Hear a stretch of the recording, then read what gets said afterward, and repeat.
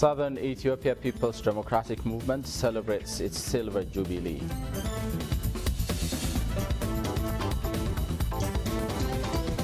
And Global Green Growth Week participants hail Ethiopia's leadership commitment in pursuing green economy.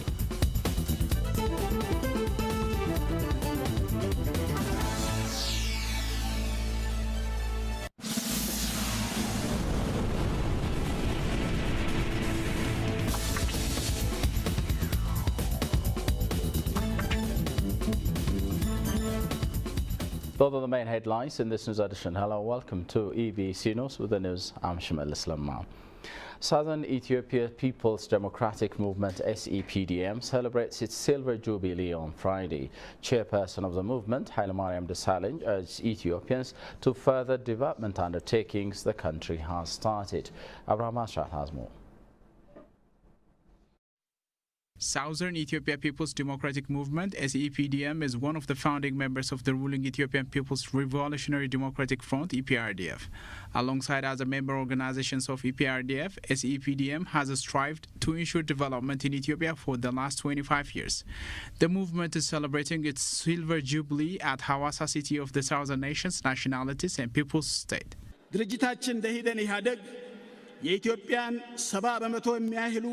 Our organization has played a major role in the democratization and economic development of Ethiopia, accommodating 70% of nationalities in Ethiopia.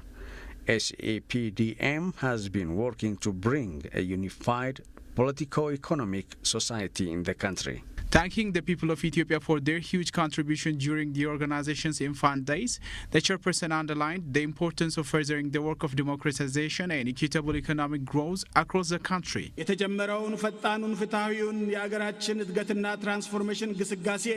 I would like to call on the people of Ethiopia to further the process of deepening the democratization process in the country.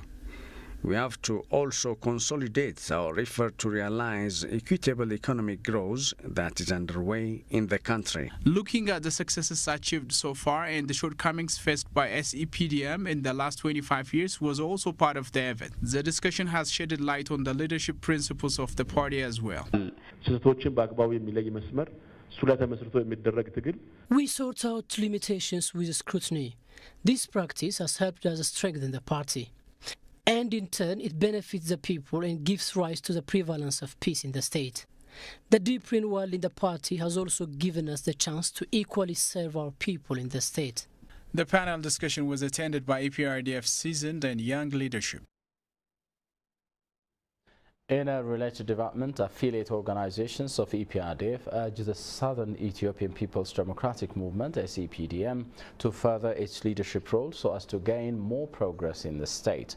So far, it has produced tangible achievements in the social, political and economic sectors.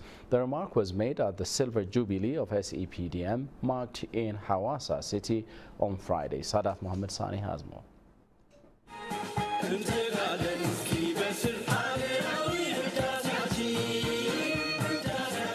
The Southern Ethiopian People's Democratic Movement has celebrated its silver jubilee in Hawassa city of Southern State. Lamma Magarsa, chairman of OPIDIO, addressed the 25th anniversary of Southern Ethiopian People's Democratic Movement (SEPDM), representing EPRDF member parties, indicate the need to exert more efforts to meet the demand of the public. Lamma also stressed the need to strengthen unity.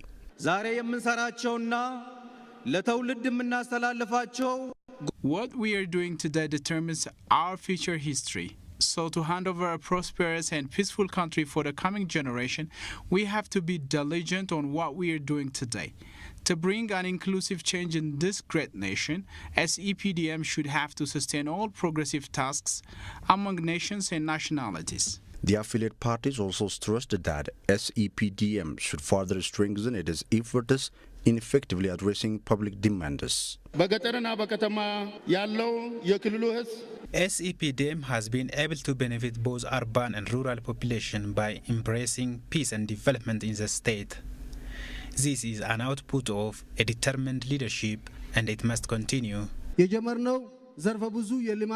accomplish the multi-dimensional economic and democratic development as a nation, We need to strengthen our collaboration at every level. For the future, I hope the party and its members will work hard to well address the issues of maladministration, corruption and extremism, which are challenges to building a unified economic society. Participants who attended the celebration commended the achievements under the governance of the party in the state. I've seen encouraging trends. Over the last couple of decades, equality among nations has been ensured, jobs have been created, and a lot of development activities are going on. So that is commendable. Road, telephone, water and other infrastructures have been developed. This is very encouraging. The development activities, of course, need to be further strengthened.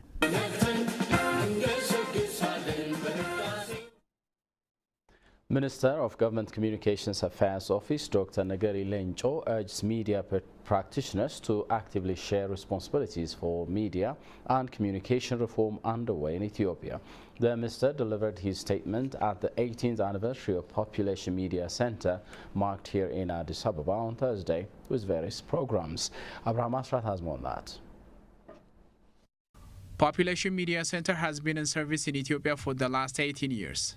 The center has given trainings and facilitated other skill development platforms for practitioners in media and communication. The contribution of Population Media Center in Ethiopia has been big.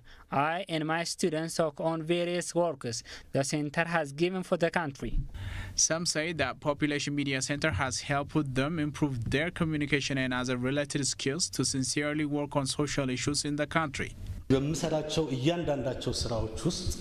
a basic principle in life that one has to work towards solving problems facing society. I've worked efficiently in line with that principle ever since I got a training even by Population Media Center. Present at the occasion, Government Communication Affairs Minister Dr. Nagari Lencho has called on practitioners in the sector to play part in the overall media reform process underway in the country. ለኮሙኒኬሽንና የመገናኛ ብዙሃን የተሻለና የተሟላ ህዝባዊ The government is undertaking media and communication reform in Ethiopia. I would like to call upon the media and communication practitioners to contribute for the success of this reform in order to help avail competent mass media in Ethiopia. A book entitled Innovative Media and Communication Strategy for Development was also inaugurated at the event.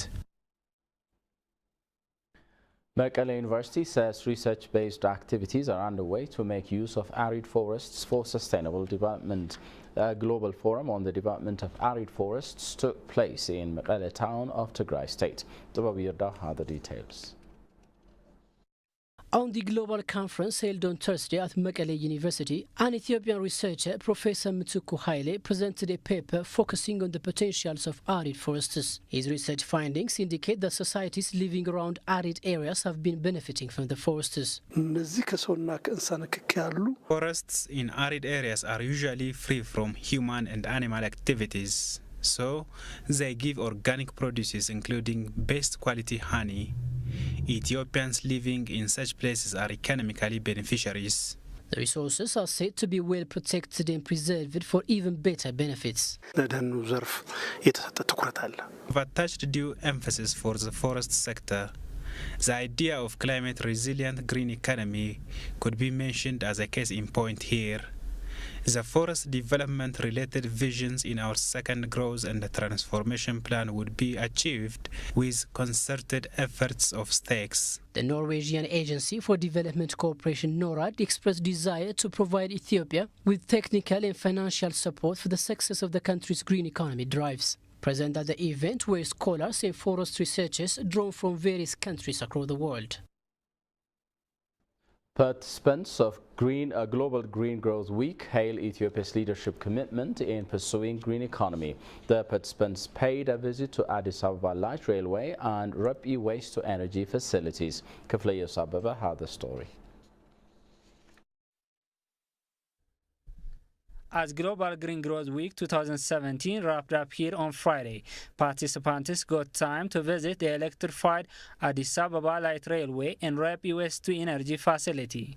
They admired Ethiopia's political commitment to develop green without undermining the environment. I have been very impressed with their commitment to fight climate change, to their commitment to green growth.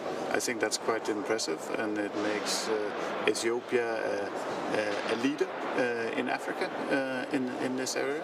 The government is making tremendous progress on trying to address issues, the big issues. The big issues, I think in a city like Addis, for example, are transport and waste. These are two very, very significant agenda on any country. I must say I'm very impressed with the rate of development, and I'm very impressed with the fact that the government is putting green growth as one of the priorities. So they don't just develop, but they're looking at sustainable development. And I think that is very, very marvelous to see. I had the opportunity to work in Addis Ababa some 10 years ago. I'm impressed with the revolution which is taking place in the construction and also in development. I've been impressed with the light railway construction, which is going to decongest the Addis Ababa in the traffic and improve on the transport in the area. They said Ethiopia's initiative demonstrates development in climate change mitigation can go simultaneously. Looking at these Ethiopian actions, these two projects, I think they are very good high-level demonstration projects for what the rest of Africa and the rest of the world actually can do in mitigating climate change. And this is not going at a cost, but it's actually producing really helpful development for the country. So it shows that climate change can be mitigated by actually taking very positive action for the people, bringing development. The transport system we saw today, the light rail, and then also today this very, very big plant for energy, waste to energy, are very, very significant because I think that they are actually proof. People can see them, and they will actually benefit people directly. During their stay, participants have been discussing ways of reducing poverty, job creation, and sustainable environmental protection in developing countries.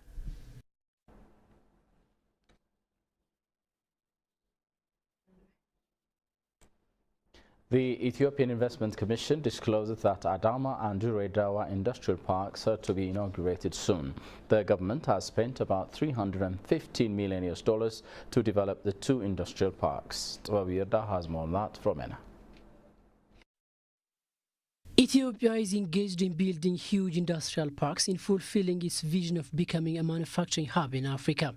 Hawassa Industrial Park has already started operations, drawing global anchor companies working primarily on textile and apparel sector. The construction of industrial parks is also underway in different parts of the country, of which Adama and Dirredawa industrial parks are to be inaugurated at the end of this month, the Ethiopian Investment Commission has disclosed. There are 19 factory buildings in Adama Industrial Park. The same is also true for Dirredawa. Adama Industrial Park is expected to create from 13,000 to 15,000 jobs, while Dirredawa would generate 10,000 employment opportunities. Dr. Belato told ENA that the government spent about $315 million to develop the two industrial parks. As Adama and Dirredawa are closer to the port of Djibouti, the parks will contribute to the facilitation of foreign trade. Both industrial parks are viable in terms of logistic availability. Investors would never face troubles. They can easily operate at any given time. Alongside the construction, the government has been inviting anchor companies that will enter into the parks. Accordingly, several textile companies are forwarding their requests for the shares in both industrial parks, Belacho said. The construction of Adama and Dirredawa industrial parks have been conducted by the Chinese civil engineering construction company. Ethiopia's super grain F seeks to capture global market. The gluten-free, nutritious staple crop in the East African country commands more attention worldwide as ancient indigenous crop. Jerusalem has more from Anadolu Agency. As global demand for Ethiopia's gluten-free indigenous staple crop, teff, grows, businesses are looking to tap the global market by modernizing the ancient crop, letting its healthy taste spread worldwide.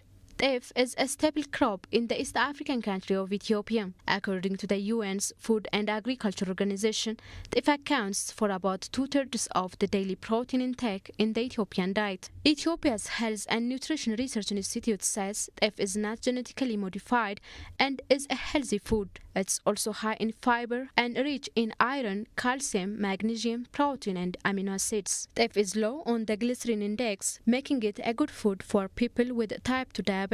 Due to the introduction of improved seeds and farming technologies, teff productivity has risen more than 40% over the last 5 years. Teff is farmed and consumed in nearby Eritrea and South Africa, as well as the US, Australia, Canada, the Netherlands, Spain and India. However, more than 90% of the world's teff is grown in Ethiopia. A Dutch firm, Health and Performance Food International, signed an agreement with Ethiopia to promote teff's use in Western cuisine, partially contributed to the crop's popularity. Despite the growing demand, in 2006 Ethiopia banned exports of teff and its flour. The ban does not include injera. Mama Fresh is one of the companies that bake and export injera to various parts of the world. Injera exporting companies have also finalized preparations to build a huge modern factory that in a year or so starts producing various teff-based types of foods and injera as well. Ethiopia's Ministry of Agriculture and Natural Resources says teff is as old as Ethiopia and, like coffee, it's Ethiopia's gift to the world. Japan has granted $2.4 million to build secondary schools for the refugees sheltered in the Ethiopia state of Gambela. The schools to be built are believed to help refugees lead a normal life with the host communities. The schools will also benefit over 50,000 locals in the area.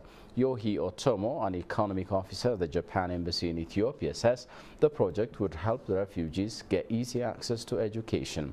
A press release from the embassy shows that Japan has so far contributed $20 million for South Sudanese refugees residing in the Ethiopia state of Gambela. United Nations Population Fund UNFPA called for more efforts in achieving the 2030 Agenda for Sustainable Development. In its 2017 report presented here in Addis Ababa, it has called for countries to focus on reducing inequalities. Jerusalem has more. United Nations Population Fund UNFPA's report indicates unless inequality is urgently tackled and the poorest women empowered to make their own decision about their lives, countries could face threats of peace and development. The report mainly urges all countries to give priority for accessibility of health. Inequalities in women's reproductive health and rights must be tackled in order for the world to achieve sustainable development goals. To reduce poverty and to narrow economic inequalities plaguing most developing countries. The UNFPA report also commends Ethiopia in addressing accessibility in the health sector. The Ethiopian government, particularly the Ministry of Health and the entire health sector and the other sectors that affect the health condition of the people, have understood that addressing the needs of women and making sure that every pregnancy is wanted, every childbirth is supported, and make sure that it's meant to be happy and every child that is born has the opportunity and potential to grow to become an educated young person until they realize their full potential. On the discussion, Ethiopia's effort in the health sector, particularly in women's reproductive health, is said remarkable.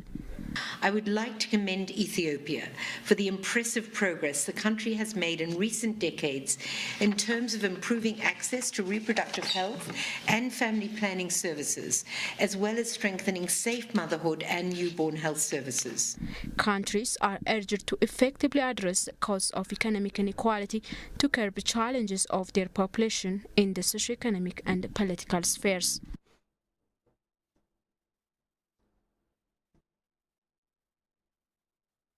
And finally, Township Bakery in South Africa makes bread more affordable. That is Borotho Bakery, who slashes commercial bread prices in half to bring relief to residents in Soweto Township, where incomes are low. Abraham Ashat presents Reuters Dispatch. Borotho Bakery in South Africa's township of Soweto is bringing down the cost of living with its cheap bread. The bakery was started at a time when other bakers in the city hiked prices. Living in the community whereby the economy is so down, unemployment, job is lagging, food security is a problem as well. So I was thinking to innovate something that the whole community is going to charge something from what we're doing as a business. So it's a community business, to put it that way, because of the majority of the people to afford and to endorse us that the business is very classic. The bakery was started by Nicholas Rafilo, who invested about $2,000 to set it up. He says he wanted to take advantage of demand to supply cheaper bread.